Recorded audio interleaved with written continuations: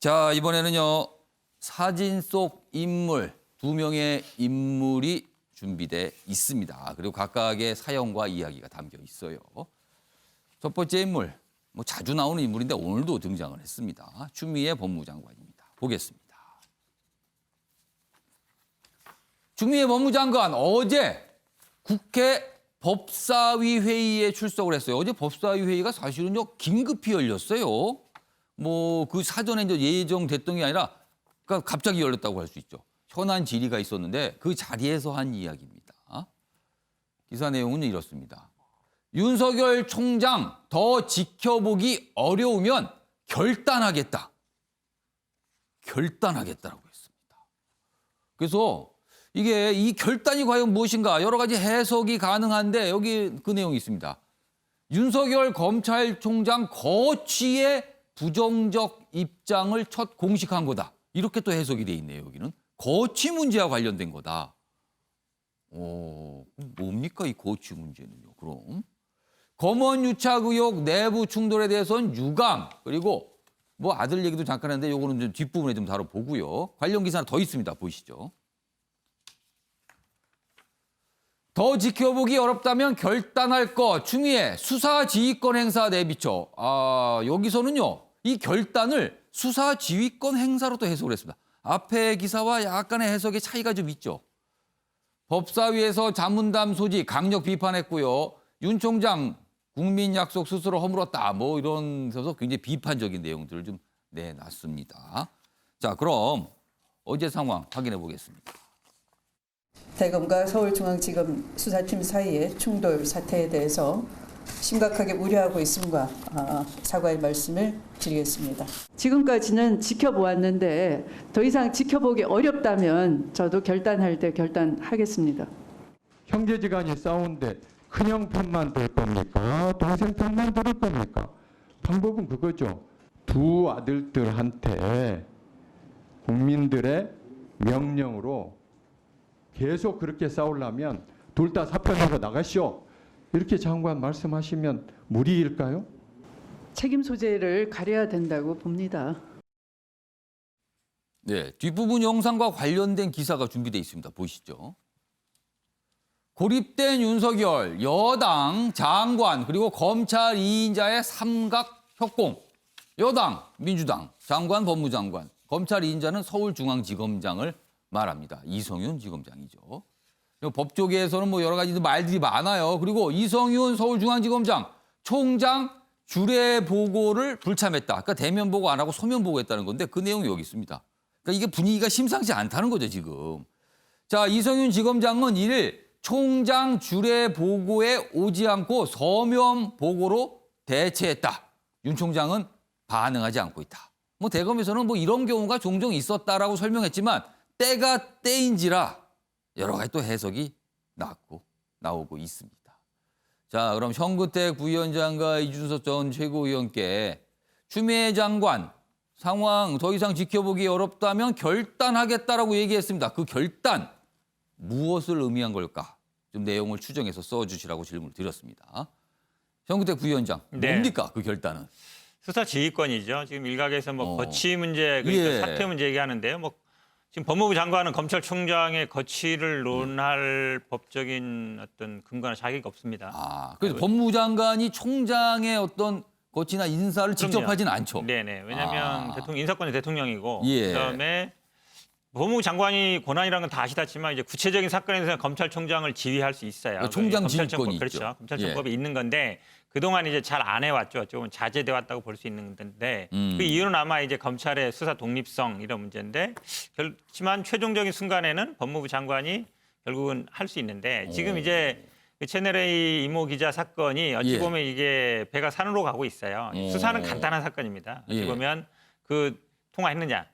녹취록이 있느냐. 통화해서 내용 통화했고 그 안에서 무슨 얘기를 했느냐. 그것만 보면 되는 거예요. 근데 간단한 사건인데 이게 지금 빙빙빙 자문단, 심의관, 그다음에 중앙지검에서 수사도 하고 있고 또 이제 법무부에서 감찰도 하고 있는데 아주 간단한 사건인데 한 건은 제가 보기에 한동훈 검사장이 핸드폰 지금 포렌식 했는데 비밀번호 나오고 있지만 그걸 이제 확보해서 그다음에 이제 지난번에 이제 채널에 압수수색도 했지만 아마 거기에 뭐 녹취록이 있는지 없는지 모르겠습니다만 그 녹취록에 어떤 내용이 있느냐 그것만 보면 되는 사건이에요.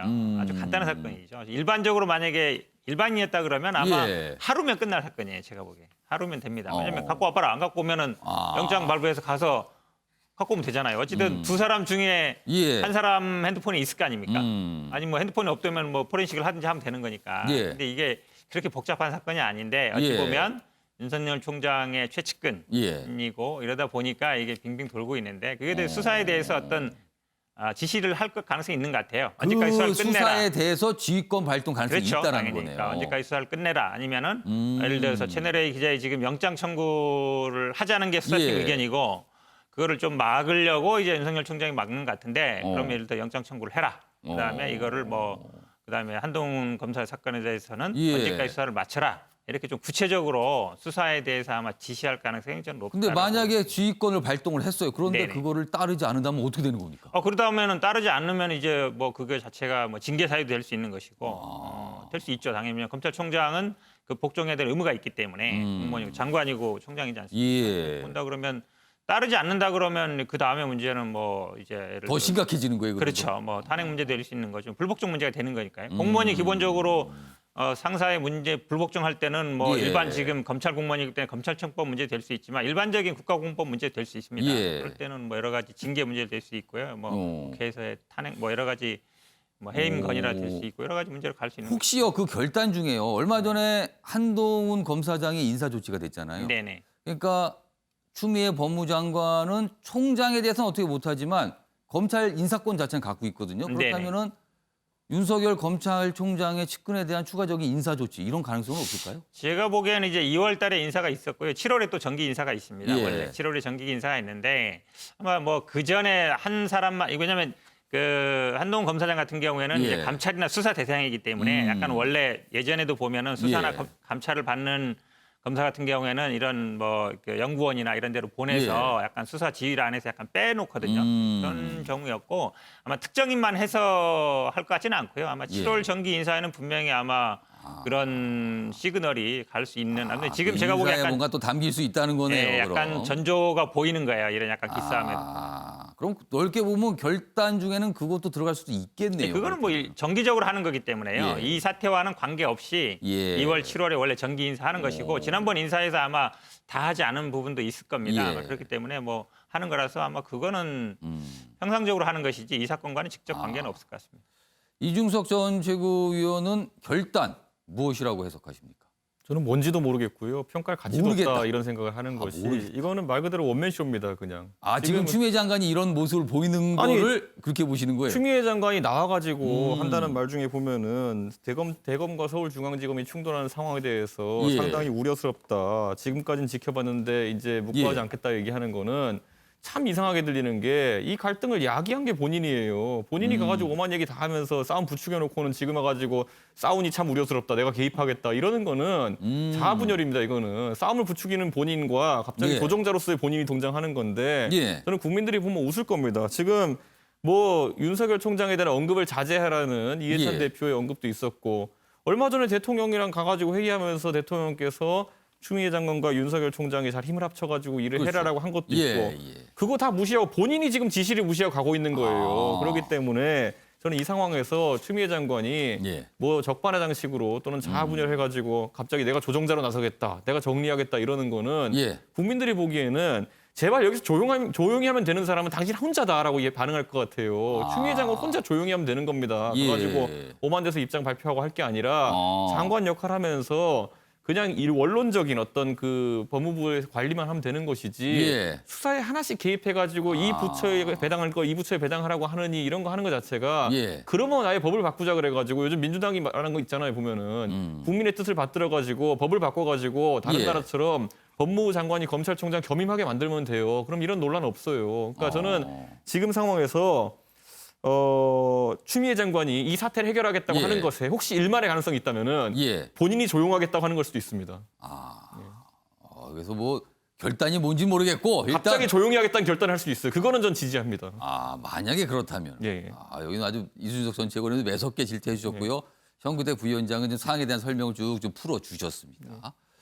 관련 기사 아까 봤던 기사인데요. 그 한 부분이 좀 있습니다. 다시 보겠습니다. 요 부분입니다. 요 부분. 여기 아래에 밑줄이 좀 그어져 있죠.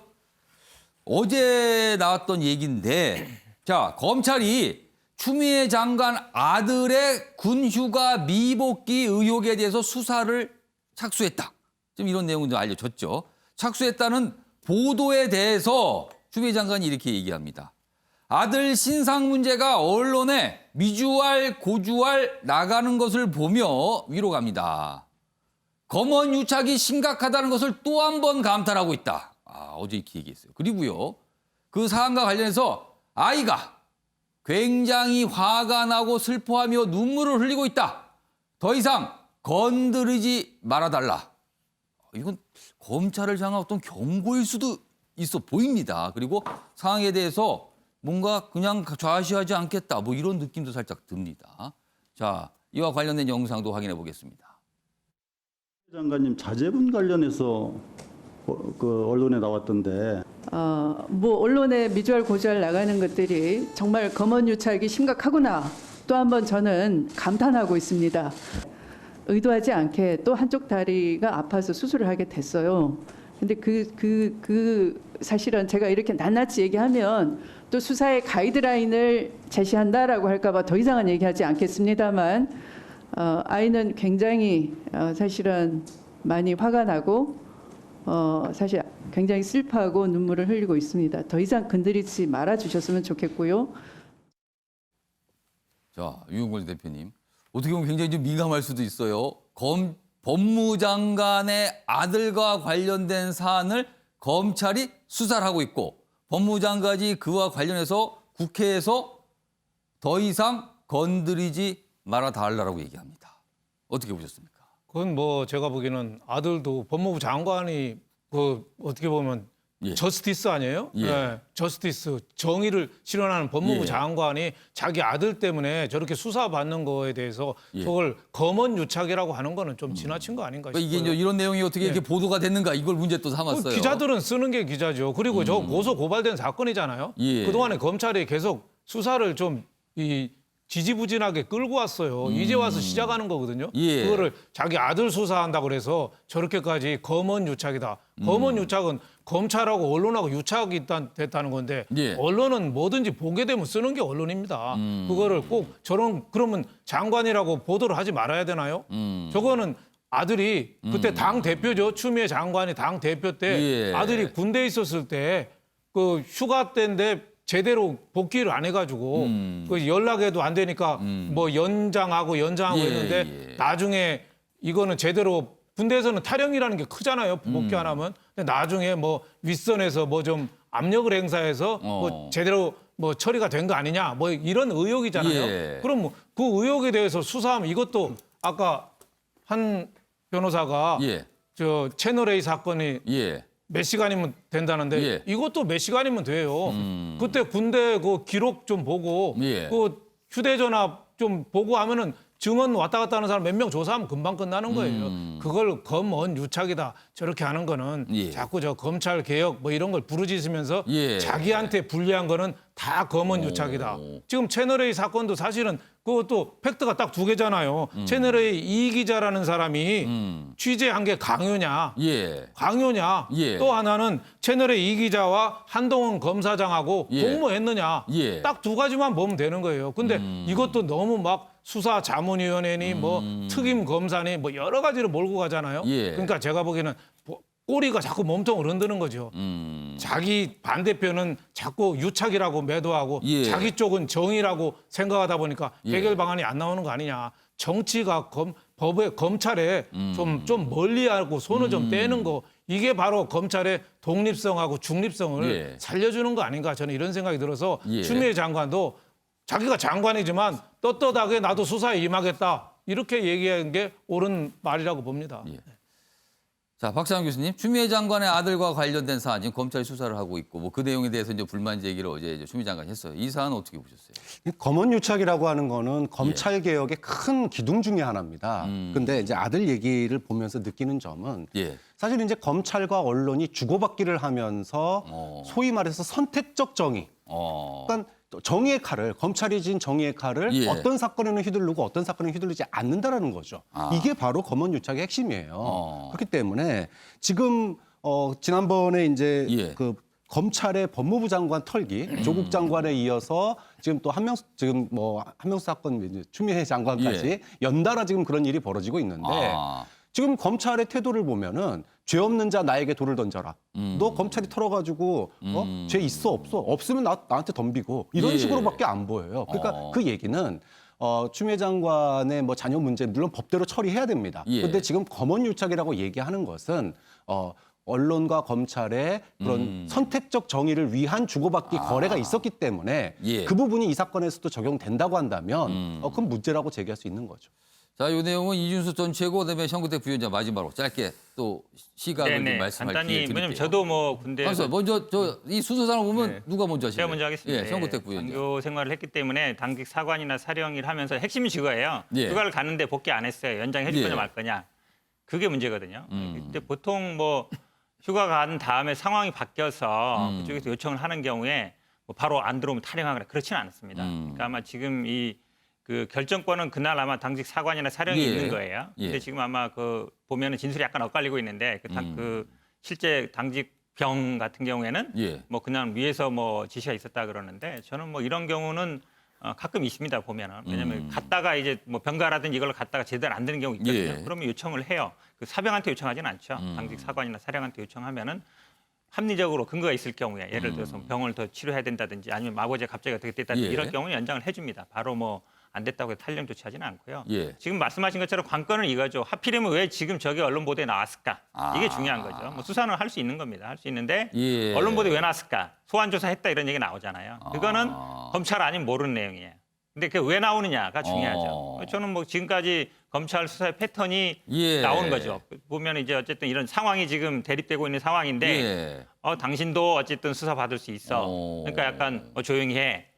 일종의 약간 그런 시그널을 주는 게 아닌가. 현근택 부위원장은 검찰이 법무장관에게 뭔가 저는 신호를 보낸 거라고 그렇죠. 보시는 거예요? 왜냐하면 검찰에서 나오지 않으면 저가 안 나오거든요. 예. 그렇지 않습니까? 소환 조사를 했다는 예. 게 어떻게 나오겠어요. 그러니까 누군가는 그 내용을 줬는데 물론 기자들이 취재할 수도 있지만 안 나오다가 지금 나오는 거는 검찰에서 저는 흘렸다고 보는 게 맞다고. 자, 이준석 전 최고위원. 저는 그러니까 민주당에서 지금까지 예. 비슷하게 패스트트랙 건이 터지고 나가지고 이제 조국 장관 건 터지고 나서 그 다음에 이제 바로 그 역공의 소재로 바로 자기들이 썼던 게 예. 나경원 원내대표 아들을 수사하라고 막 난리쳤잖아요. 그 얘기가 왜 수사 안 있었어요. 하냐고 난리쳤잖아요. 지금 예. 뭐 비슷한 사안으로 추미애 장관 아들 수사하니까 또 난리쳐요. 그러니까 저는 이걸 보면서 역시나 DNA 속에 내로남불이 있는 것 같다 생각하고 대한민국의 법무부 장관이라고 하면요. 예. 그 공정 문제와 정의 문제를 같이 다루는 부처의 장관으로서 예. 장관이라는 관료 중에 으뜸이라는 얘기입니다. 그런데 여기서 이제 이 논란에 대해 대처하는 방식이 예. 언론이 보도했기 때문에 검언유착이다. 이거는 매사에 대고 토착을 붙이던 방식이랑 비슷하고요. 본인들에게 불리한 얘기가 나오면 무조건 검언유착이라 하겠다는 거예요. 예. 그리고 아이가 굉장히 화가 나고 슬퍼하며 눈물을 흘리고 있다. 더 이상 건드리지 말아달라. 이게 대체 어떤 대한민국 법조문에 따른 이게 해명입니까? 이게 보면은 아이가 화가 나고 슬퍼하며 눈물을 흘리고 있으면은 이 문제를 다루면 안 된다는 식으로 이제 원칙을 법무 장관이 정한 겁니다. 법무 장관이. 이제 어느 집이든지 간에 아이가 예. 굉장히 화가 나고 슬퍼하며 눈물을 흘리고 있으면은 말도 꺼내지 말라는 원칙을 본인이 세운 거예요. 예. 앞으로 추미애 장관이 어떤 이야기를 하는지 국민들은 지켜볼 겁니다. 아마 보면은. 예. 윤석열 총장 장모는 어떨까요? 지금 보면은 눈물 흘리면 되나요? 그러면은 이게 스스로 논리 다 깎아먹는 겁니다. 지금. 자, 지금 몇 가지 사안이 지금 추미애 장관에서 두 가지 정도 사안이 같이 나오는데 지금 네 분 말씀 들어보셨죠? 굉장히 갈립니다. 지금요. 시각 차이가 많이 좀 있습니다. 이번엔 두 번째 인물로 가겠습니다. 이낙연 의원, 이낙연 전 총리. 뭐 유력한 대선 주자로 꼽히고 있는 인물인데 어떤 이야기가 있을까요? 보시죠. 그동안 이낙연 의원 민주당 당권 도전에 관한 얘기가 참 많이 나왔다가 조금 잠잠해졌는데 어제 얘기를 스스로 꺼냈습니다. 이낙연 7일 당대표 출마 선언한다. 그러니까 7일에 뭔가 명확하게 얘기했다고 예고를 했어요. 물론 방향은 출마하는 쪽으로 다 그렇게 읽고 있습니다.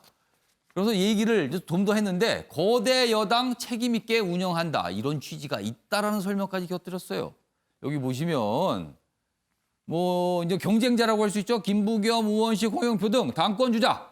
이낙연 출마 선언 후 줄줄이 출사표 예고 이렇게 돼 있습니다. 그런데요. 어제 굉장히 보면 굉장히 중요한 날이에요.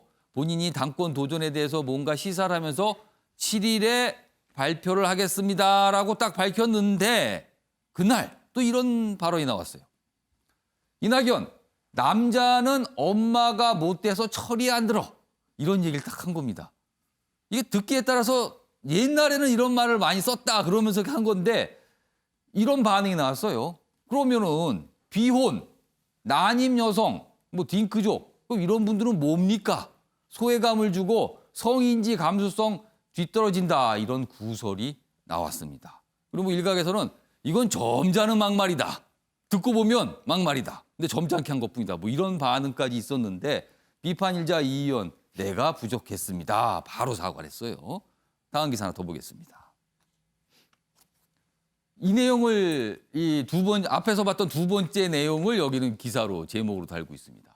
이낙연 남자는 엄마 되는 경험을 못해 철이 없다. 이게 논란이 되다 사과를 바로 했다. 여기 있어요. 사과한 부분 좀 전해드릴게요.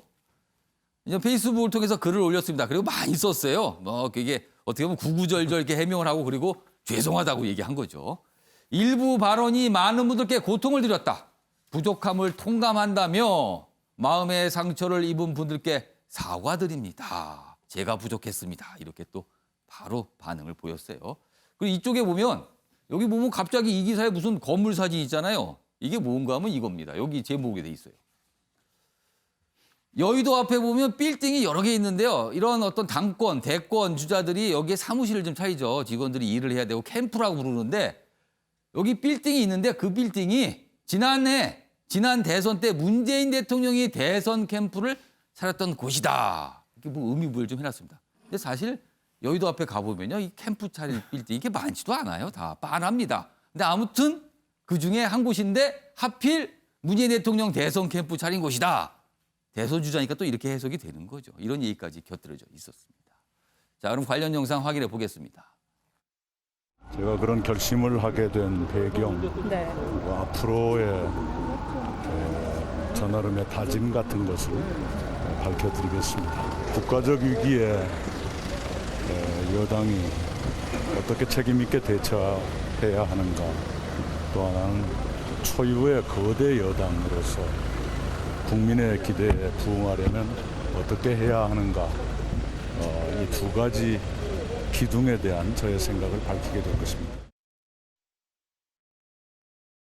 인생에서 가장 크고 감동적인 변화는 이것도 이낙연의 학설입니다.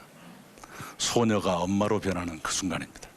남자들은 그런 걸 경험하지 못하기 때문에 나이를 먹어도 철이 안 듭니다. 자, 본인의 당권 도전, 지금 대권 주자지만 그에 앞서 지금 당권 출마를 먼저 하는 걸로 보여요. 그 얘기를 한 날 조금 시간이 지나서 뭔가 남자, 뭐 철없다 이 얘기를 하면서 약간 구설이 있었습니다. 이준석 전 최고위원. 예. 당권 주자, 대선 주자로서 이제 시험대에 오른 건가요? 본격적으로? 어떻게 보셨어요? 시험 때 이미 올라와 있었고요. 저는 총리 퇴임한 이후부터 역할의 변화가 오면서부터 국민들이 예. 평가하는 잣대도 달라질 것이다. 어. 총리 때는 우리가 이낙연 총리하면 기억나는 게 뭐밖에 없냐면요. 예. 대정부 질문밖에 없어요. 그러니까 대정부 질문 때 나와가지고 예. 야당 의원이 질문하면은 그 답변을 좀 제가 봤을 땐 좀 야멸차게 답변하는 모습. 질문한 야당 의원이 굉장히 머쓱해지는 상황이 많았죠, 사실. 근데 그게 이제 사이다 총리라고 해가지고 그거를 어떤 유튜브 콘텐츠라는 거 만들어서 예. 띄우면서 이낙연 총리 어쨌든 그런 이미지가 형성되기 시작한 건데 예. 사실 그거는 뭐 할 수 있는 사람 많습니다 보면은. 근데 그런 모습을 총리가 드러내는 경우가 드물었기 때문에 예. 사람들이 참 신선하게 받아들였던 것이고 이낙연 총리가 예를 들어 실세 총리가 되어가지고 뭔가 정책을 입안하고 뭔가 뚝심 있게 추진한 것들은 결과물로 잘 안 나와 있지 않습니까? 그리고 그런 면이 남아 있었던 건데 사실 야권 입장에서 보자면은 예. 그게 제목이야 사이다 발언이라고 사이다 답변이라고 붙었지만은 예. 굉장히 야멸차게 답변한 거예요 그거는. 그런데 그런 것들이 이제 국민들 입장에서도 이제 국민을 상대로 이제 말하는 과정 속에서 예. 이런 것들이 드러날 수밖에 없는 지점들이 나오는 겁니다. 그때 예. 보면 약간 쌀쌀맞게 이야기했다가 유족들에게 이렇게 문제됐던 것도 있겠지만은 이번에도 보면은 사실 이거는 글쎄요 질문에 답하는 것이 아니라 본인 생각을 드러낸 예. 것이거든요. 근데 그 과정 중에서 우리가 이제 정치적 올바름이라고 이제 젊은 예. 세대에게 강요되는 어떤 그런 지점이 있는데 예. 그것에 훈련이 안 된 모습을 여실히 드러낸 거거든요. 이른바 이제 감수성 부분에 대해서 약간 약점을 보였다고 보시는 거예요? 그렇죠. 제가 예전에 바른미래당 시절에 뭐 저희 당에 이제 그 예. 교통사고 피해자분이 오셨는데 피해자분 앞에 놓고 이제 그 저희 당의 모 당직자분이 예. 아 나도 어릴 때 음주운전 좀 해봐서 아는데 뭐 이렇게 얘기하셨어요. 그러니까 그게 그런데 그러니까 전혀 본인은 잘못된 걸 못 느끼시고 그런 말씀하신 거거든요. 듣는 사람은 다르게 반응할 수 있죠. 근데 젊은 세대는 거기 움찔합니다. 아. 그러니까 이낙연 총리의 저런 발언이라는 것들이 예. 앞으로 물론 뭐 이제 황교안 대표도 정치권에 처음 뛰어든 뒤에 저런 말실수가 잦았잖아요. 예. 그러다 보니까 이제 주변의 사람들이 황교안 대표에게 예. 밖에 나가서 기자들에게 백브리핑 하지 마라, 말하지 마라 아. 입을 닫으려고 했었거든요. 저는 그 방식이 실패한 게 아마 작년에 황교안 대표의 어떤 정치 여정이었다 보고요. 저는 오히려 이낙연 총리 같은 경우에는 그 어떤 정치적인 언어, 물론 본인도 정치인 오래 하셨지만은 예. 최근에 젊은 세대가 가지고 있는 트렌드를 습득하기 위해 가지고 오히려 지금 면역 주사를 좀 맞는 것이 낫지 않나 이런 생각합니다. 저는. 그럼 이런 일이 좀 일단 더 반복될 수 있다고 보시는 거네요? 저는 저거는 이낙연 총리가 뭐 작정하고 한 실화가 아니라요. 예. 제 생각에는 뭐 어쩌다 자연스럽게 나온 것이기 때문에 앞으로도 자연스럽게 좀 저는 실화에 해당하는 부분이 예. 나오면서 면역이 생기지 않을까 싶습니다. 자, 정대 부위원장. 진정한 시험 때 이제 오른 겁니까?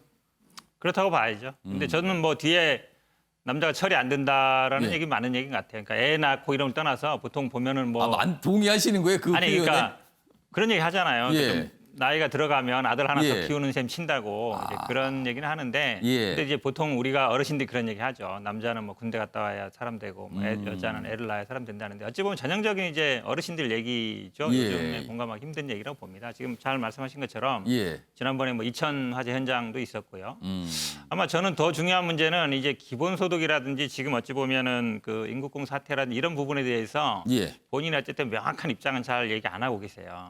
왜냐하면 이슈에 대해서 본인이 어떤 입장을 안 밝히는 거 저는 이거 좀 아니라고 봐요. 그러니까 밝혀야죠. 굉장히 좀 민감하고 첨예한 이슈에 대해서 본인 그렇죠. 입장을 명확하게 하고 그렇죠. 약간 애매하게 지금 얘기한다는 어찌 보면 거네요. 이제 다른 분이 뭐라고 막 이제 논쟁 붙은 거에 대해서 아 이거 이슈하는 거 아니냐 이렇게 얘기할 게 아니라 나는 예. 이거에 대해 어떻게 생각한다는 걸 해야 돼요. 왜냐하면 본인이 어쨌든 당 대표 대권에 나갈 생각이라면 이게 뜨거운 이슈잖아요. 모든 국민들이 관심을 갖고. 사실 지금 이렇게 됐으면 계속 아마 기자들이 질문을 할 그렇죠. 거예요. 그 이슈에 그래서 대해서. 저는 아마 이런 이슈가 되는 부분에 대해서 침묵하는 것보다는 어떻게 입장을 표명할지 그게 조금 더 공격적으로 보이거든요. 지금 어찌 보면 뭐 말실수 이런 것도 있지만 이거는 저는 아마 이렇게 해결할 수 있다고 봐요. 어떤 예. 거냐면 이 주변에 좀 젊은 분이라든지 아니면 소통하는 분과 자꾸 대화를 하다 보면 당연히 이런 얘기 나왔을 때 평상시에 그 말하는 게 어려움이 있으면 말을 못 꺼내는데 수평적인 관계가 되면 아니 뭐 대표님 아니 의원님 그건 좀 아닌 것 같습니다. 이렇게 나올 거거든요. 평소에 이 보좌관이나 젊은 분들하고 벽이 없이 대화를 하다 보면 이런 건 어느 정도 해결할 수 있다고 보는데 예. 이 첨예한 문제 이런 것에 대해서는 어쨌든 본인이 어떤 판단을 해서 그렇죠. 입장을 밝혀야 돼요. 그 입장 정리가 좀 돼야 되는 거죠. 그렇죠. 그거는. 그래서 저는 아마 지난번에 기본소득 문제라든지 예. 물론 기본소득에 대해서는 약간의 전국민 뭐 고용보험 쪽으로 약간 얘기를 했던 것 같은데 이번에 아마 인국공 사태에 대해서 무슨 얘기를 하나 많은 분들이 궁금했는데 예. 결국은 아무 얘기 안 하셨어요. 저는 그거는 그거 조금 아마 네.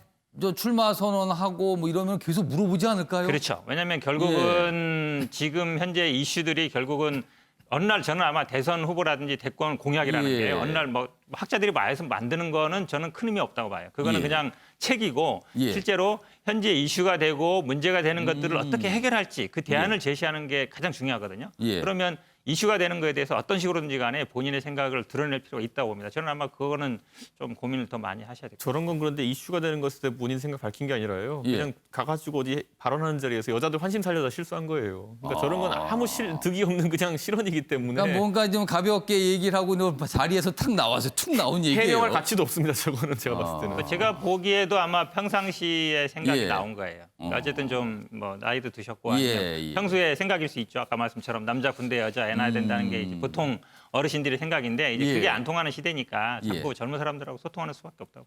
참 정치인들 말이 어렵습니다. 말하기가.